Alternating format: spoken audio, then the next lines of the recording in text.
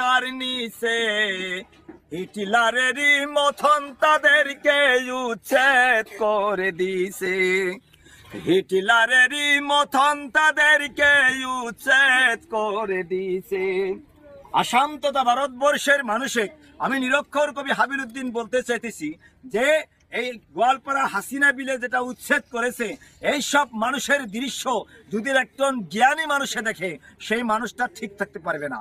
তাই আমি তাদেরকে অনুরোধ করতেছি, দল সংগঠন যেসব মানুষ আপনারা আছেন, আপনারা অতি শীঘ্রই সরকারে প্রেসার ক্রিয়েট করে এই সব মানুষের থাকার ব্যবস্থা করার একটি প্রশ্ন হয়েছে। এগরের ছেলে সন্তান, ছোট ছোট ভাই বোনেরা, তারা লেখাপড়ার দিকে আমি বহুত ছাত্রছাত্রী দেখতেছি এখানে, আমি দেখতেছি স্কুলের ছাত্রছাত্রী তারাও এখানে আছে। এই অবস্থায় মাইনরিটি মুসলমান মানুষ কিভাবে আগ বাড়বে?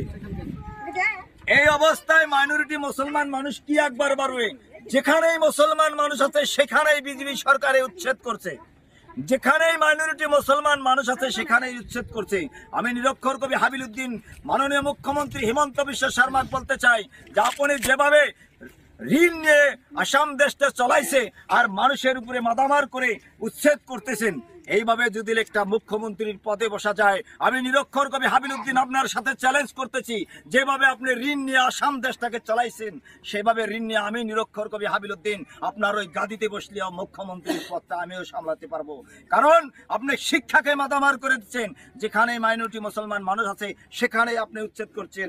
একমাত্র আপনার টার্গেট যে মাইনরিটি মুসলমান মানুষ জানি আগ বাড়তে পারে না। আমি মাইনরিটি ছাত্রছাত্রী বা আপনারা যতই দুর্দিনে পড়েন না কেন, আমি সবাইকে রিকোয়েস্ট করবো যে আপনারা শিক্ষিত হবেন। শিক্ষিত হলে শিক্ষিত মানুষে কখনো আক্রমণ করতে পারে না।